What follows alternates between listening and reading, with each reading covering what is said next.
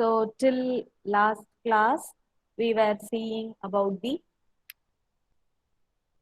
sequential circuits, and in that we saw with respect to the basic building block of sequential circuit, the latches and flip-flops, and in that we saw the characteristic table, characteristic equation, excitation table, all those things. And then we gradually move for analyzing any given synchronous sequential circuit. And we also converted, or we also brought up the functionality of one flip-flop using another flip-flop.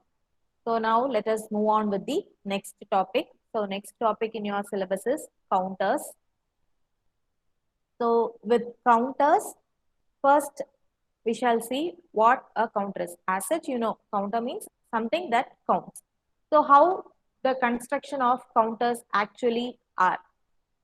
So basically, counters are made up of register. Register in the sense it stores some bit of information. Okay, generally one bit of information, because as we are using flip-flops, registers are formed using various flip-flops. So each of the flip-flop will be storing one bit information. So register stores some information in it. So counter is also a register. However, it goes through a predefined sequence of states. That is what a counter is. So we have various classification of counters depending on the count sequence it goes through. Okay. So the first, initially, the counter we come across is any counter we say is the binary counter, which follows the binary sequence. So if we say it is a 2-bit binary counter, so 2-bit binary counter will go through the sequence 0, 0 to 1, 1. That is, it can count 0, 1, 2, and 3. If we say 3-bit, it will be going till 0 to 7. 4-bit na 0 to 15. Likewise, the count sequence varies with respect to the binary counter. So generally, n-bit binary counter. For any n-bit binary counter, the counter counts in the binary form as 0 to 2 power n minus 1. Okay. So the counter counts from 0 to 2 power n minus 1. Then here, apart from the sequential circuit being classified as synchronous and asynchronous, we come across terms with respect to counters also as synchronous and asynchronous counters. So you should not confuse what this classification with respect to counters with the sequential circuit as such, because the counters, both the types has clock to it. However, the name synchronous and asynchronous here implies, in case of synchronous counters, a uniform clock will be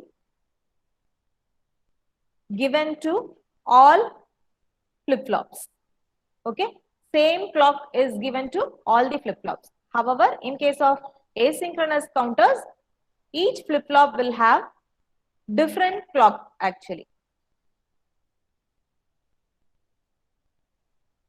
So we will see that. So this asynchronous counters are also called as ripple counters. So general application of counters we come across with watches, clocks, alarms, and in the browser refresh. So after some time, the browser will be refreshing automatically. So that happens with respect to this counter. Okay. So this is what I mentioned. The counters are basically classified into two types based on how the clock is applied. That is the keyword. So please don't confuse the asynchronous and synchronous counters with asynchronous and synchronous sequential circuit. Okay, both are entirely a different thing. Here it is about how the clock is applied. So with respect to asynchronous or the ripple counter, the flip-flop output transition serves as a source for triggering other flip-flops. That is, how this counter is clocked means the first flip-flop alone will be having the external clock pulse. This CP implies clock pulse. Okay, only one flip-flop will be given the external clock pulse, and for the other flip-flops, output of one of the flip-flop will be the clock to the next flip-flop. Not exactly in the ripple fashion, it can be of any fashion. Okay, but the thing is, except for only one flip-flop, other flip-flop will be having the output of some other flip-flop as the clock pulse. That is the main thing. Whereas in case of synchronous counters, the clock pulse is applied to all flip-flops. Okay. And the change of state of a particular flip-flop will depend only on the present state value. Whatever the flip-flop's input is, based on that, your output will be varying. So we shall see that. So first, let us consider binary ripple counter. So here we are going to see asynchronous counters first. So the first one we have to see is binary ripple counter. So here we are using 4 flip-flops. So this is a 4-bit binary ripple counter or asynchronous counter. You can call it anything. And one more thing you need to have in mind is, as we want the count sequence to happen, generally we will be using the flip-flops that has the complementing function in it. So in majority cases, whenever you are going to design a flip-flop, you will be using either a T flip-flop or JK flip-flop. Okay, this is what we majorly use. We know when J and K input are tied together, or when J is equal to K equal to some value, that becomes your T flip-flop. So we use any of these 2 flip-flops. Okay. So here, this is 4-bit ripple counter. So the sequence it goes through is 0, 0, 0, 0, 0, 0, 0, 1, 0, 0, 1, 0, 0, 0, 1, 1, 0, 1, 0, 0, 0, 1, 0, 1, 0, 1, 1, 0, 0, 1, 1, 1, 1, 0, 0, 0, 1, 0, 0, 1, 1, 0, 1, 0, 1, 0, 1, 1, 1, 1, 0, 0, 1, 1, 0, 1, 1, 1, 1, 0, 1, 1, 1, 1. So this is our 2 power n minus 1. After this, the same sequence will be repeating. Okay. So here let us give the numbering as the least significant bit has the least subscript. So A0, A1, A2, A3. You can name this anyways. Just for convenience, here in this figure, we are having it like this. So I am also naming it the same way. Okay, ma? So now we are seeing ripple counter. So we will be going through the logic, how the operation actually happens. That is, the counting operation actually happens. So what happens is, here, if you are going to apply clock, you can see that the least significant bit, this one, actually changes value. So initially 0, then 1, 0, 1, 0, 1. It is complementing, right? So you can say that this least significant bit or the lower order bit A0 complements with each clock pulse. Okay, va? So we want the least significant bit to complement with each of the clock pulse. So here what happens is, we have given, this is our least significant bit flip-flop. So the T input for this is given as, let us have this count separately. Okay. So the T input for these flip-flops are logic 1. That is, we know with T flip-flop, when T is equal to 1, Q, that is next state Q, is equal to Q bar. That is, it complements, right? The toggles complements the value. Whatever the previous value was, it will be complementing that value, right? So for the least significant flip-flop, t value is equal to 1, and we have given the external clock pulse. Here it is bubbled. So all these clocks are negative edge triggered. Okay, all these flip-flops are negative edge triggered flip-flops. So the least significant bit is that way. Next, if we come to the A1 position, you can see that whenever there is a transition of 1 to 0, whenever there is a transition of 1 to 0 in A0, so wherever I have the transition from 1 to 0 in A0, the A1 value is complementing, right? Right? So after this, you are going to have 0, 0, 0, 0, which is our initial sequence actually. So wherever there is a transition of 1 to, wherever there is a transition of 1 to 0 in A0, the A1 flip-flop complements. Okay, so that is what is mentioned here. When A0 moves from 1 to 0, then A1 complements. Okay, wow. The same way, next as we check, then checking this A2 and A1, we can see that whenever this A1 value changes from 1 to 0, so whenever A1 changes value from 1 to 0, there is a complementing operation taking place in A2. Okay. So whenever A1 moves from 1 to 0, A2 complements. The same way, whenever this A2 complements from 1 to 0, then A3 complements.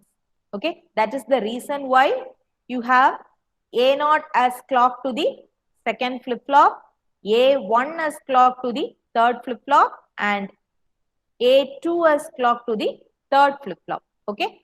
And complementing operation is to happen. So all the t values are given as logic 1. Okay. You need not bother as such about this reset input. This we generally use. That is, if we are doing it in lab, the flip-flops as such in the IC, you have reset or preset, clear, all those sort of pins in the ICs actually. So if suppose you need to stop the value in between and start from the first, we use this reset or clear option. Okay, that is the reason why this is introduced over here. That is the only purpose of it. Okay, va? So do you understand the basic logic here? With respect to binary ripple counter, the least significant bit of the count has to complement with each of the clock pulses. Then the one immediately next to the least significant bit will be complementing when the least significant bit changes value from 1 to 0. As these are negative edge triggered, we observe that thing. Okay. 1 to 0 transition means then A1 complements. Likewise, this goes for any number of bits. Okay. That is the simplest thing to remember. So here we can see that this as such, we are explaining it this way, but the clock will be changing value immediately and the signal propagates through the counter in a ripple fashion. Okay, that's why we also call this the ripple counter, because one after the other, the clock pulse is given, and that way the output changes. Okay, va? So you can implement the same thing using JK flip-flop also. So in that case, you will be having both the inputs J and K of all the flip-flops as logic 1. Okay, va? So that is what is shown in this diagram actually. So if we are counting from 0 to 15, that is if we are ascending, if we are counting in the ascending order, we say it as up counter, and if we go in the descending order, we call it as the down counter. So if you want to make the same circuit work as a down counter, what we can do is, one thing you could do is, the outputs are taken from complement terminals. That is, instead of taking the final output as A0, A1, A2, A3, you need to take it as A0 bar, A1 bar, A2 bar, A3 bar. That will give you down counting. Down counting in the sense, you will be counting from 15 to 0. Okay. That is one way of getting this. And another way of getting it is changing all the negative edge triggered flip-flop to positive edge triggered. This is another way. In that case, you may not actually take the output as the complemented output. Normal output will do. Okay.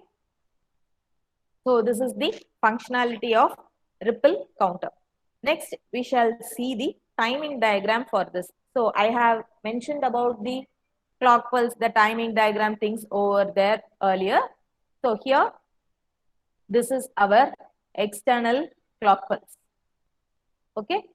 So just now I said the least significant bit, that is A0 changes value for each of the clock pulse. So with each of the negative edge transition, the flip-flop will be complementing its value, right? So initially, let us assume the value to be 0, 0, 0, 0. So with the first clock pulse, that is the external clock pulse given to the least significant bit flip-flop, it will be complementing the value. So as this negative edge is encountered, this will complement value and it moves to 1. Then the second negative edge is encountered, it will again complement.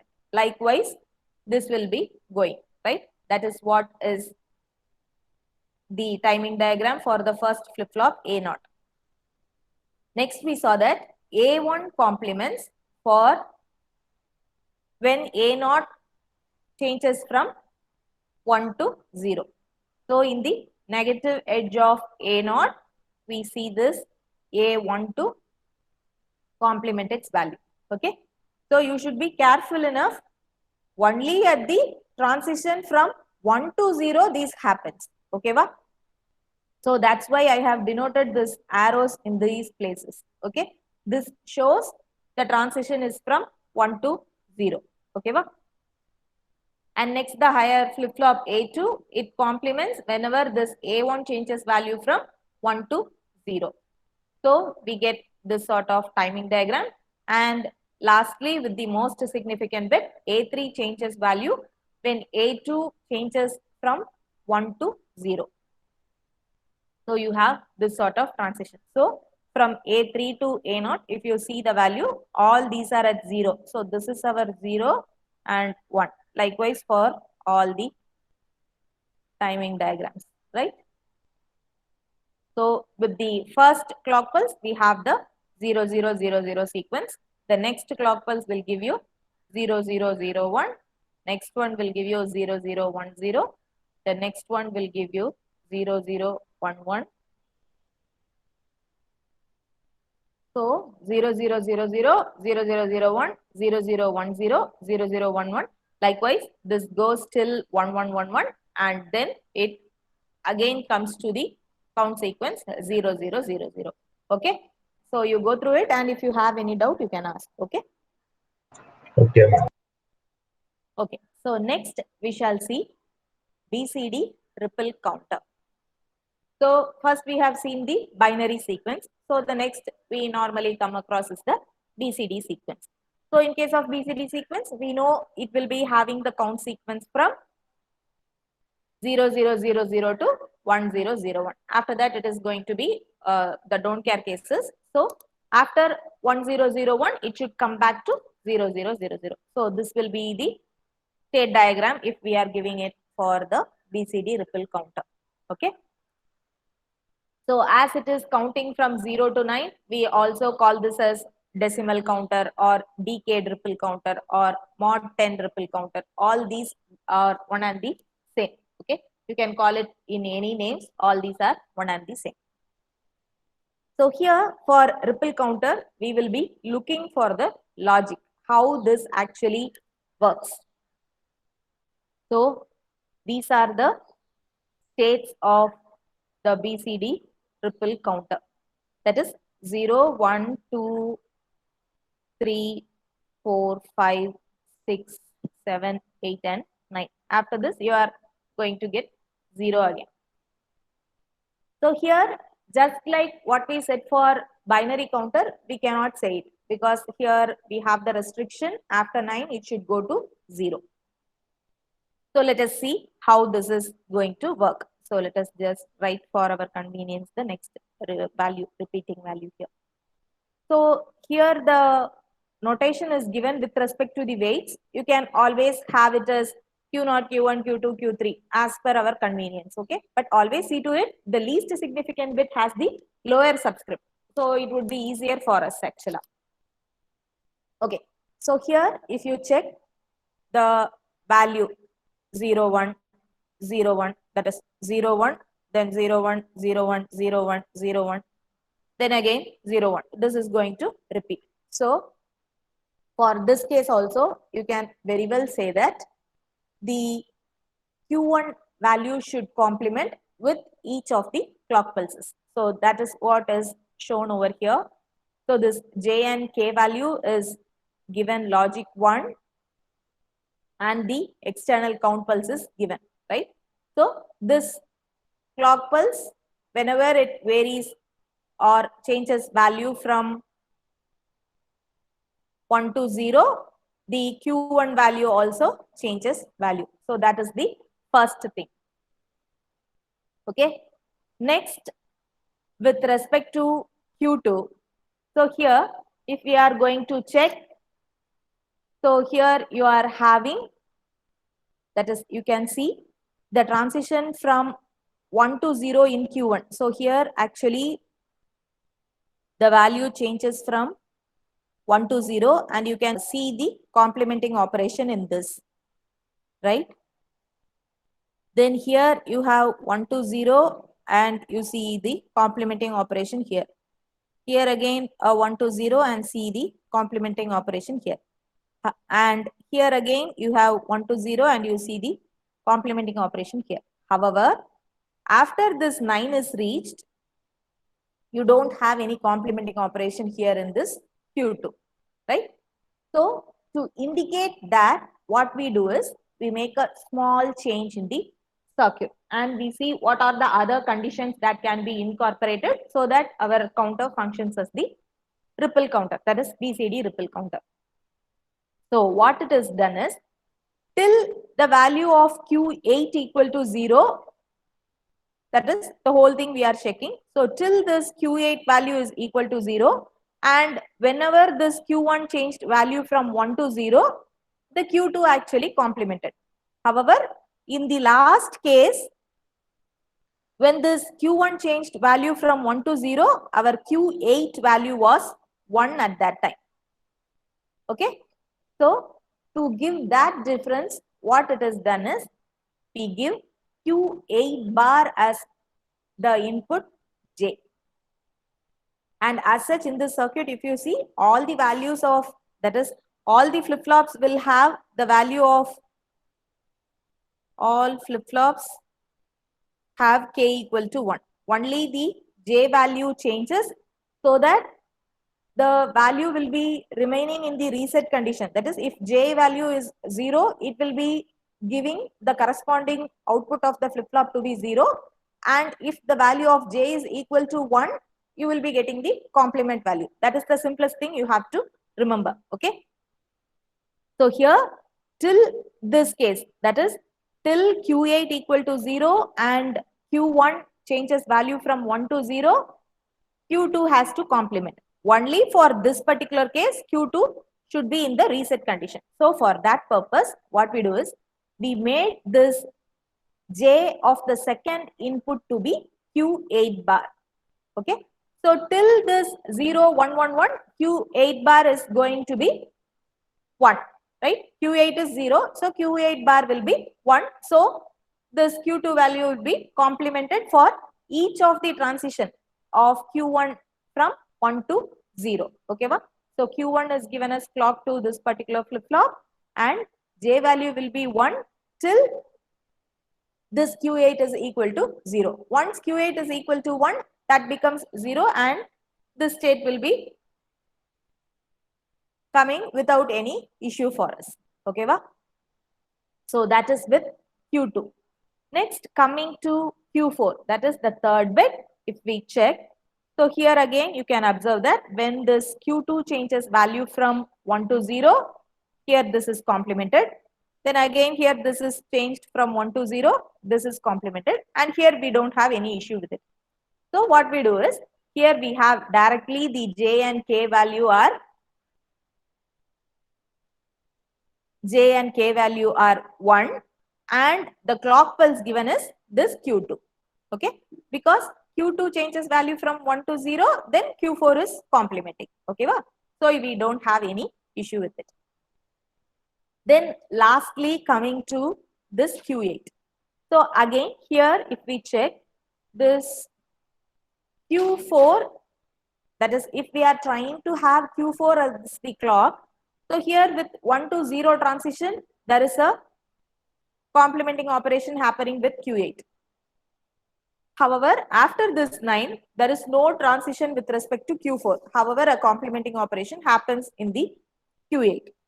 So what we do is, we check for other options, how we can accommodate the transition and the clock. So what we actually do is, we see to it, that is, here the clock is fixed as Q1. So to have the condition, whenever Q4, Q2 equal to 0 and Q1 changes from 1 to 0. Okay, in that case, I want the value of Q8 to be 0. Okay, va? So here you can see only these two cases will give me the value of Q4, Q2 to be 1. Right? These two cases alone gives me Q4, Q2 value to be 1. All other cases is going to give me Q2, Q4 value to be 0. And I also see the 1 to 0 transition. So here when this 1 to 0 transition happens, only at that time this value changes 0. So immediately you won't be coming across this thing. So it will be retaining the value as 0 itself in this place. However, in this case, from the transition from 7 to 8, here this is our clock. So we have the value of Q1 changed from 1 to 0. And what was the value we had for Q4 and Q2? It is 1. So in that case, I am giving this ANDed output to J value. So this becomes 1 and therefore this Q8 complements in this position. Okay. Then again with this 1 to 0 transition, you can see that this Q4, Q2 value will be 0. So this will be reset and this will change the condition to 0. Okay, va? Do you understand this? Yes, ma'am. Okay. So we look for the logic. So first thing is with the least significant bit for each of the clock pulse, that is negative edge triggered clock pulse, the value complements. So we have JK value equal to 1 and the clock pulse is given and it complements. With Q2, we had an issue with this place. That is when Q1 changes value from 1 to 0, always we couldn't use the complementing operation as after 9, you cannot have this to be complemented. So we saw the additional condition that till Q8 value is equal to 0, we need the complementing operation to take place. And when Q8 value equal to 1, it should remain 0. So for that purpose, what we did was, we saw to it J value differs such a way that you will be having 1-1 condition till this Q8 equal to 0. And when Q8 becomes 1, we saw to that we have the reset condition, that is 0, 1, and thereby the output remains 0. So we have given Q8 bar as input to the J input of this particular flip-flop. Then checking this particular flip-flop, we saw that whenever there is a change in Q2 as 1 to 0, the value of Q4 is complemented. So we have given J and K value to be 1 and the clock given for that flip-flop is Q2. And finally, for the most significant bit, as such, comparing with Q4, we couldn't arrive with the condition for this Q8 to complement after this 9. So we looked for other options and we arrived with the case considering this Q1 as the clock for this particular flip-flop and till Q4 and Q2, that is AND operation of Q4 and Q2 gives 0, then we need not complement anything. When that value is equal to 1, we actually do the complement operation. So that issue was taken care with respect to that, and therefore the J input of this most significant flip-flop had Q4 ANDed with Q2. Okay, so that is the circuit for this. So this is what is given in wordings over here and the timing diagram for this. So if suppose you are asked to draw the timing diagram, you can straight away give with respect to these things. Just you have to remember the corresponding clock. So with Q1, we know it varies whenever the input clock pulse varies from 1 to 0. So for each clock pulse, there is a transition over here. With respect to Q2, the transition with Q1 along with this Q8 value to be 0, then alone you will be having the transition. So that is the reason why you are having it like this in this place. Even after having a transition of Q1 at this point, the Q8 value was 1 over here. So this did not complement. Okay. These small things you need to have in mind. And for Q4, Q2 was the clock pulse. So whenever there is a transition from 1 to 0 in Q2, you will be having the complementing operation in Q4. Okay, that is what you observe over here. And lastly, with Q8, for Q8, actually Q1 is the clock pulse.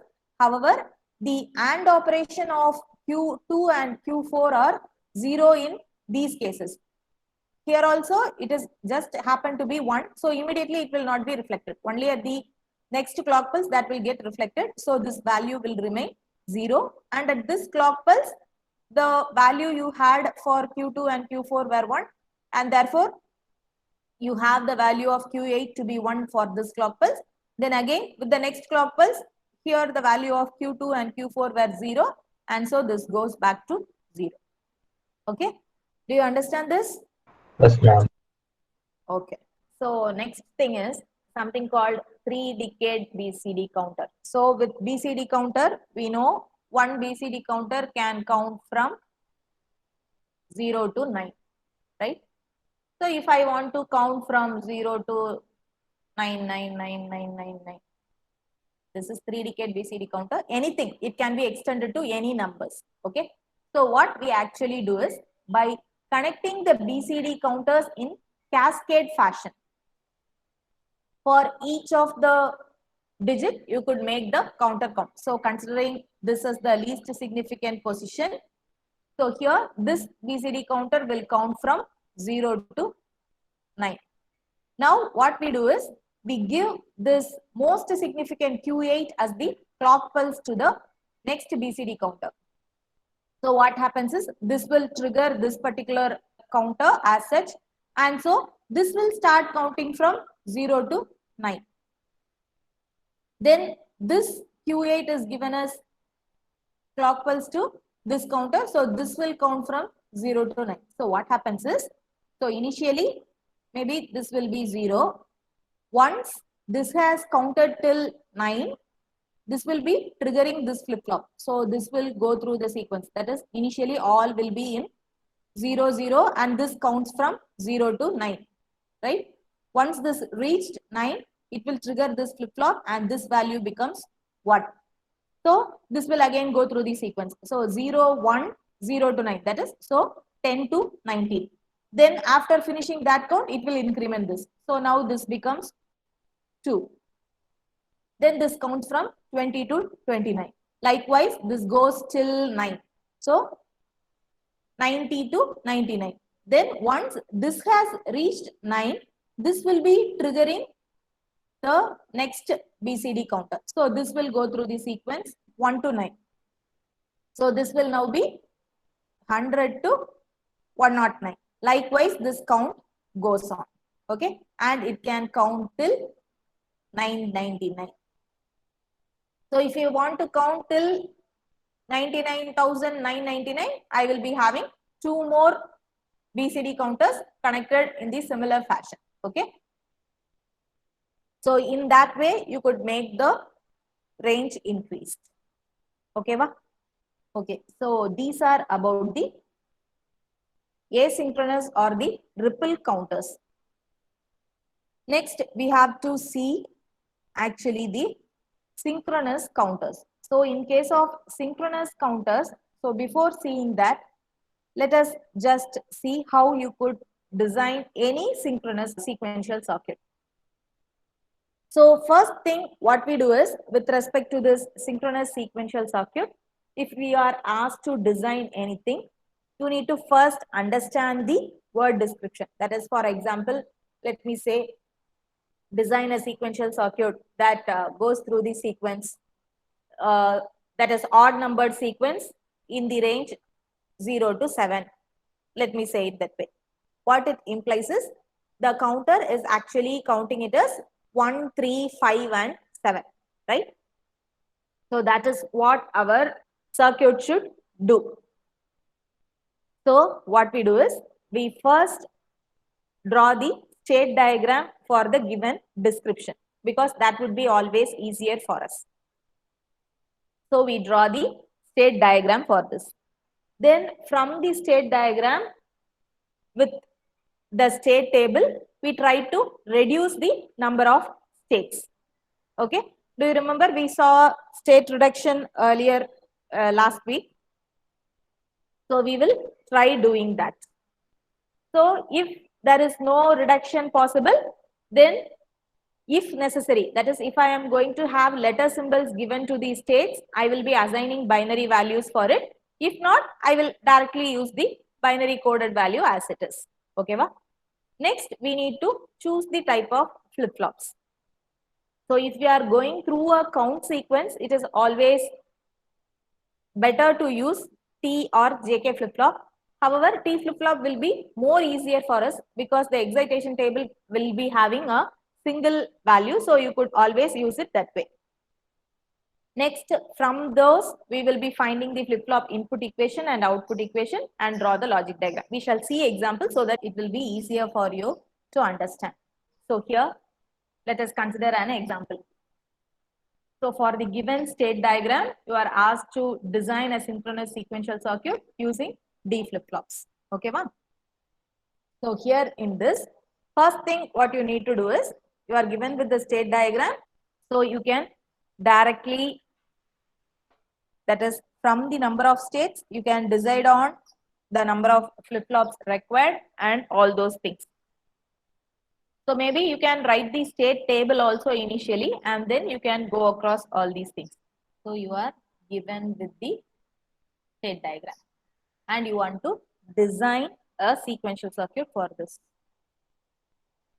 So first, maybe for our easier convenience, we shall write the state table first.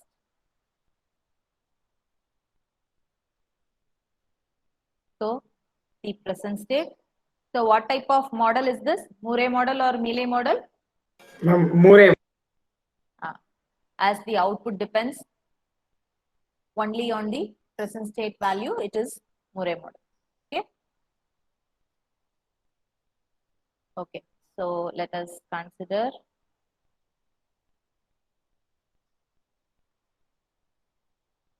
let the inputs be denoted as x is equal to 0 and x is equal to 1. Let's see what the input and output values are going to be. Okay. So when present state value is S0, for input 0, I am remaining in the same state. And for input 1, I am moving to state S1. And here, as it is the Murray model, our output is 0. Then for S1, if my input is 0, I am moving back to state S0. And if the input is 1, I am going to state S2. Here again, the output is 0.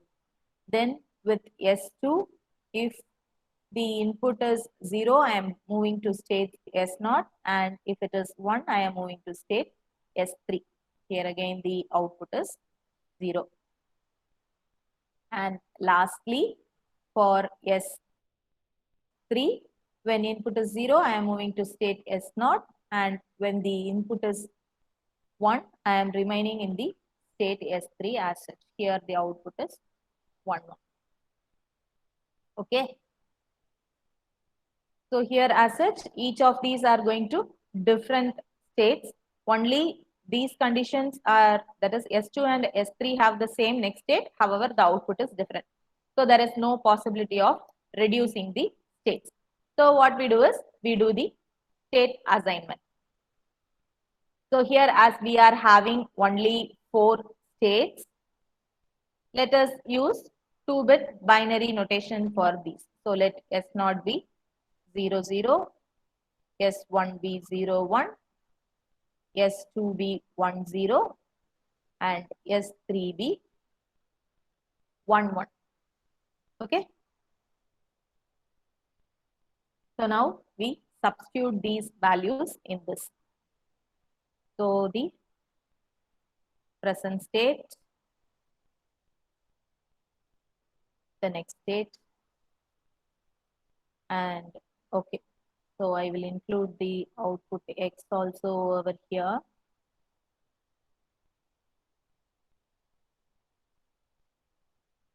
And the output Y. So here all these S0s are replaced with 0, 0s. So all these values correspond to 0, 0. And S1 is 0, 1. S2 is 1, 0. And S3 is 1, 1. Likewise, this is 0, 1, 1, 0. And these two are 1, 1. So this implies, if we are having 4 states, we denote it as with 2 power n terms. This n will correspond to the number of flip-flop required. Okay. So for this particular thing, we need 2 flip-flops. Okay. So let us denote these 2 variables correspondingly as A and B. Okay. Present state AB, next state AB. So initially you have S0. So we have 0, 0. Okay. I am going to write the values separately for the input. So when S0, for input 0, we had the next state to be 0, 0 and the output is 0. When input was 1, the next state is 0, 1. Okay. I am just expanding the table. The same thing, I am just writing it this way so that it will be easier for us to design the circuit. Okay. Next, we have S1. So the value given is 0, 1. So for S1, when the input is 0, the next state is 0, 0 and the output is 0. And when the input is 1, the next state is S2, that is 1, 0 and the output is 0. Next, S2. So 1, 0. When the input is 0, it is 0, 0 and output 0. And when the input is 1, next state is 1, 1 and the output is 0 again. Then for S3,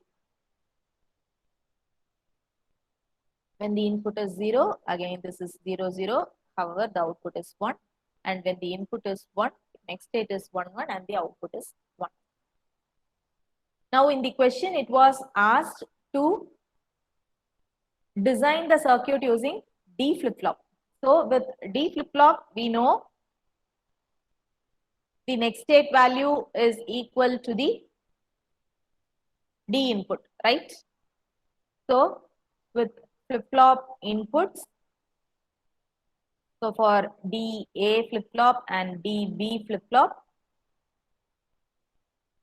we are just going to replicate this value as such, as it is same as that of the next state.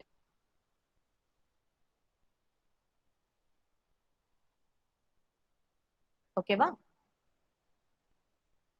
So from the given state diagram, we wrote the state table. As there was no possible state reduction, we assigned values for the states, and then we have given the flip-flop inputs. Okay, now you need to find the equation of this dA, dB and y using these AB and X.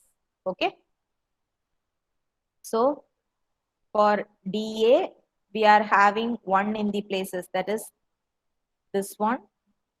So it is 3. Then here it is 5. And here it is 7. And similarly, dB is 1, 5 and 7. And for y, it is summation 6, 7. Okay, wow.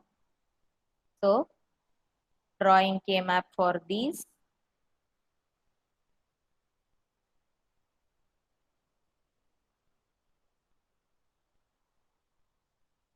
K, B and X.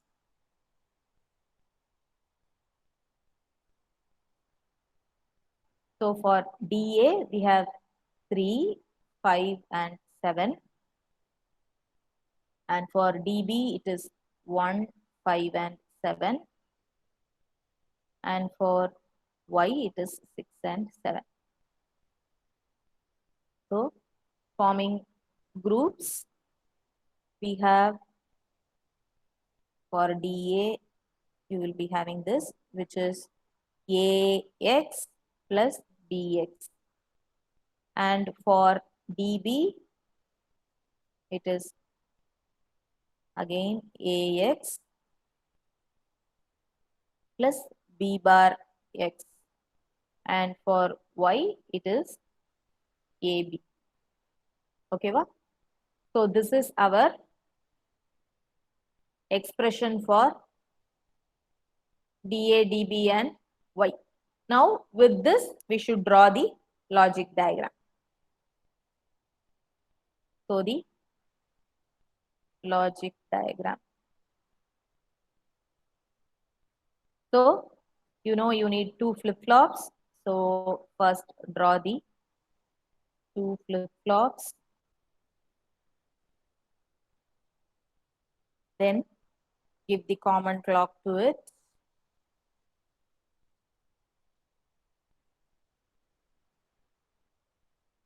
Then this is our dA and this is dB. dA is AX plus BX. So an external input X we have.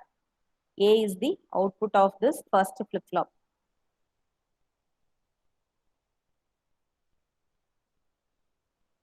So this is AX and BX is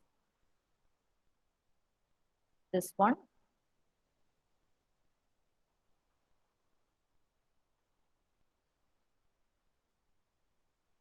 So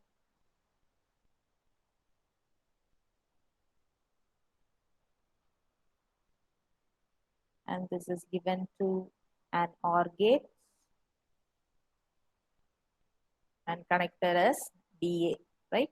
And for DB, we have AX plus B bar X. So we can use this AX term as such for the one of the input, and B bar X, you can take this complemented output also, and the X. I am not drawing it neatly. Just I wanted to tell you how this is done. This is dB, and for the output you have A and B and okay. Okay, wow. So this is how we design any given circuit. Okay, so we shall see more in next class. Okay, so we shall stop the session here. Thank you guys.